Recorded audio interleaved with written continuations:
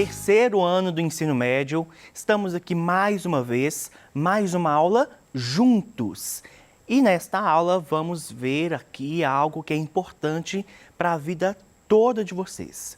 Durante toda a vida, professor, já formei, mas durante toda a vida você vai ver e vai precisar das habilidades que nós vamos discutir aqui hoje, tá bom? Para quem não me conhece, eu sou o professor Magno Andrade, sou professor de língua portuguesa e hoje, terceiro ano, nós estamos tendo uma aula relativa ao nosso PET 2, na semana 1 do nosso PET 2.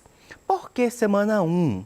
Porque na semana 1 nós vimos um gênero muito importante para você do terceiro ano que vai procurar o emprego ou que já trabalha, mas quer procurar outros lugares para trabalhar, que foi o Curriculum Vitae, um gênero textual de grande importância para a esfera profissional, tá? Por quê? Como nós vimos na nossa outra aula, o Curriculum Vitae é o gênero textual que vai construir uma relação entre você e entre o empregador sem mesmo que vocês tenham se visto. Então, é por meio do currículo que o seu empregador ele vai ler e vai perceber, olha, fulano tem o perfil que eu estou precisando para a minha empresa. Essa pessoa com certeza vai poder somar comigo aqui na minha equipe. E aí, por meio deste gênero, pode acontecer uma entrevista e, por consequência, pode acontecer a sua admissão dentro daquela empresa, tá? Vimos, então, a estrutura deste gênero. Vocês viram atividades no PET, né, presentes ali no PET, sobre este gênero textual. Então, se você tem alguma dúvida, procure sanar as suas dúvidas para que você possa produzir um bom currículo e aí com certeza conseguir um bom emprego também, tá bom? Vamos lá. Na aula de hoje, então, nós vamos falar sobre interpretação de textos. Por isso que eu te falei que a aula de hoje nós iríamos ver uma habilidade que vai ser necessária para toda a sua vida. Porque em todos os momentos que nós fazemos leituras, nós também precisamos de interpretar essas leituras. Inclusive na hora do trabalho. Primeiro, começa na hora que, por exemplo, o empregador te envia um e-mail chamando você para uma entrevista. Neste e-mail que o empregador vai te mandar, que ele pode te mandar, terão informações importantes que você precisa de interpretar durante a leitura. Por exemplo, o dia e a hora que você deve estar presente lá na empresa. Olha só, que informações primordiais. E que se você não interpretar bem essas informações, você pode ir num dia errado. Você pode chegar lá em um horário que não era o seu. E isso, de cara, já pode gerar algum tipo de problema para que você consiga aquele emprego. Neste e-mail pode ter, por exemplo, a função, assim, olha, estou te convocando para uma entrevista da vaga tal. Então, você já vai preparado ali, sabendo que aquela pessoa quer te contratar para trabalhar naquela função determinada. São informações que estão presentes dentro de um suposto e-mail que o empregador pode te mandar e que você precisa de interpretar, tá bom? Vamos lá. Na aula de hoje, então, nós vamos considerar os contextos de produção, circulação e recepção de textos, reconhecer o gênero de um texto a partir de seu contexto de produção, circulação e recepção, e reconhecer o objetivo comunicativo, a finalidade ou função sociocomunicativa de um texto ou gênero textual. Todas essas habilidades aqui são necessárias para a leitura dos textos que nós iremos fazer. Portanto, são habilidades que conversam muito com a interpretação de texto, tá bom? A interpretação de textos é uma competência fundamental para as nossas vidas, mesmo fora do contexto escolar, da forma como eu acabei de explicar para vocês. Por isso, ao longo de 2021, teremos encontros específicos para tratarmos da interpretação de variados gêneros textuais. Teremos, galera, várias aulas sobre interpretação de textos. Aulas em que iremos interpretar textos pertencentes a diversos gêneros textuais. Porque durante nossa vida, nós vamos ler muitos textos, textos diferentes, que são textos que precisam de ser interpretados. Tudo bem? Vamos lá, então. Olha, eu tenho aqui um exemplo de um currículo, que é justamente o gênero textual que nós temos trabalhado. Este currículo pertence a uma pessoa, olha, ao Wallace José dos Santos.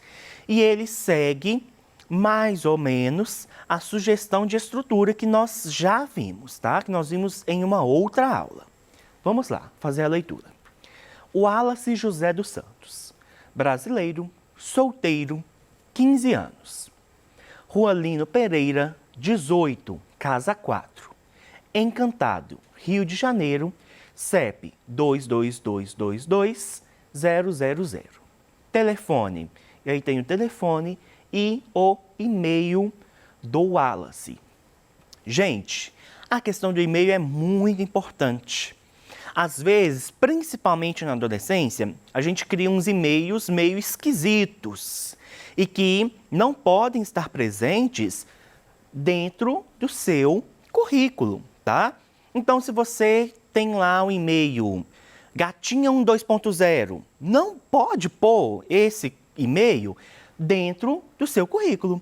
O ideal é que você faça uma nova conta ou que você mude o seu e-mail com o seu nome, com algo mais formal para estar presente no seu currículo, tá bom?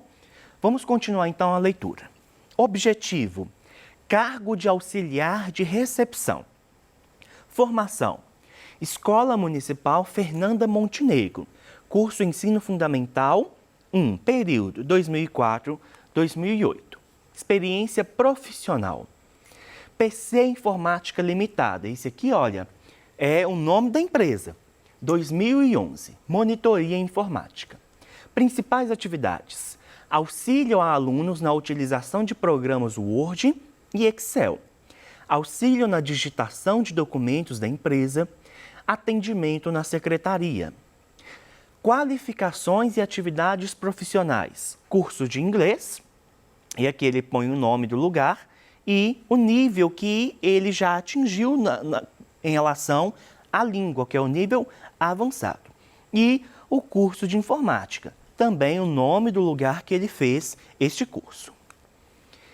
Informações adicionais: destaque como melhor aluno no curso PC Informática em 2010.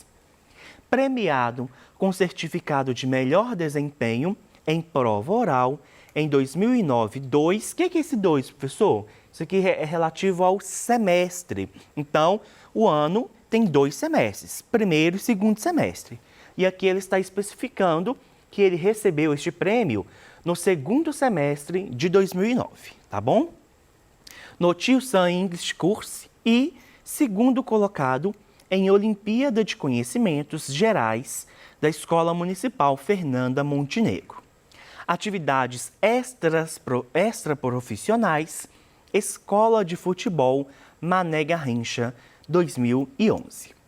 Olha só então como é rico, apresenta várias informações o currículo do Wallace. Vocês vão perceber que ele segue uma estrutura um pouco diferente daquela que nós vimos. Por exemplo, na sugestão, e por isso era uma sugestão que eu dei para vocês, não tinha objetivo e não tinha também informações adicionais e atividades extras profissionais. Isso é algo que o Wallace sentiu necessidade de colocar e que tudo bem. Lembra que eu falei com vocês que eu estava dando uma sugestão, mas que existiam outras formas de você criar, de você produzir o seu currículo? Foi isso que o Wallace fez. Vamos lá então. Se o Wallace fosse enviar seu currículo desejando conseguir uma vaga como voluntário nas Olimpíadas Rio 2016, qual das partes que o formam, além das que contêm seus dados pessoais, receberiam maior destaque? Justifique sua resposta. O que essa pergunta quer? Como que a gente pode interpretar este enunciado? O enunciado me dá algumas informações importantes. Primeiro, o Wallace, ele quer ser voluntário em um evento específico. Ele quer ser voluntário nas Olimpíadas Rio 2016, que já ocorreram lá no Rio de Janeiro. Beleza.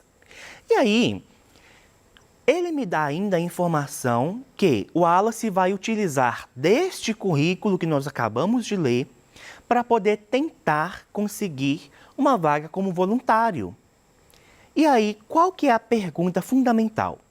Da leitura que nós fizemos, quais são as habilidades do Wallace que a pessoa que precisa desses voluntários pode achar legal e pode convocar, então, o Wallace para ser voluntário? Vamos ver.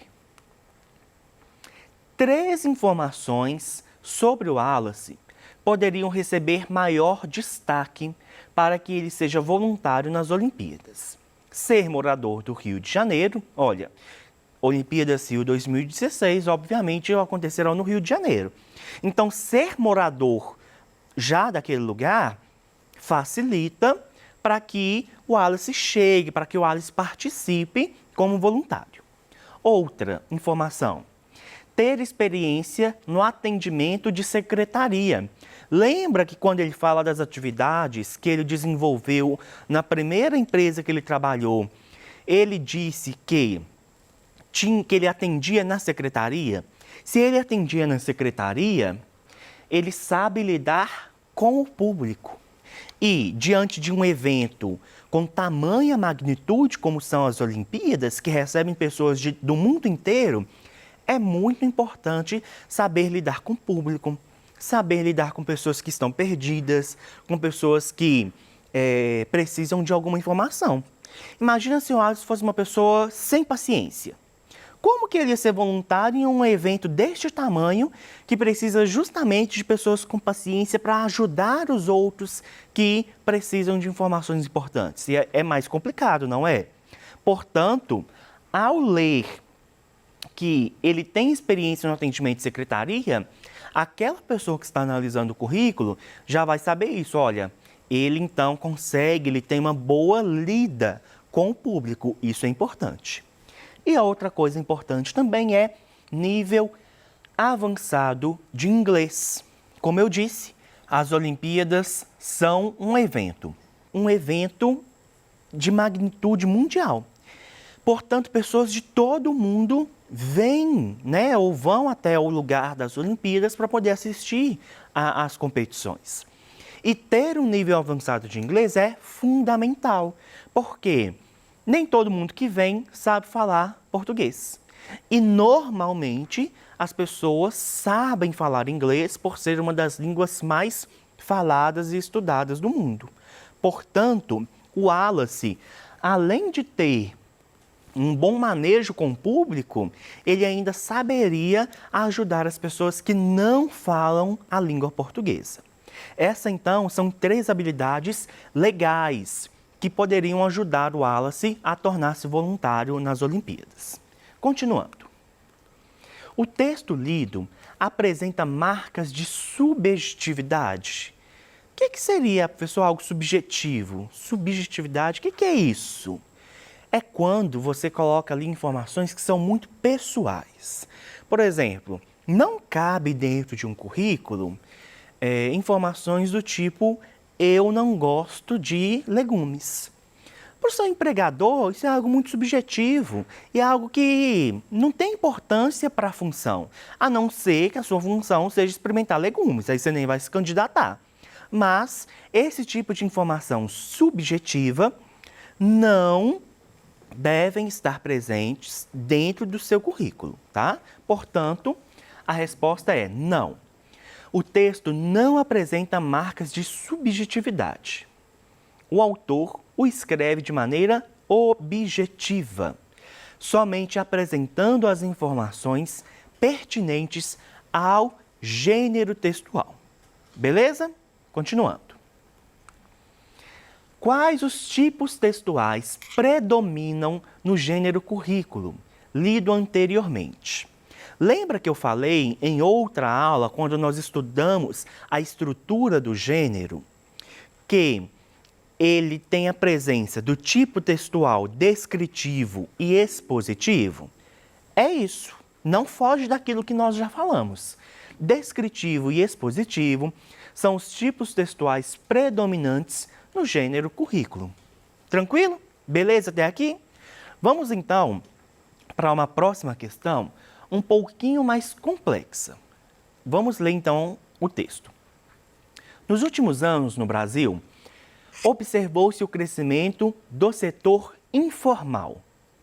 A taxa de desempregados da população economicamente ativa era cerca de 5% do total nos anos de 1980 e em 2010 era 7,1%. Na década de 1990, a taxa atingiu 9% da população economicamente ativa.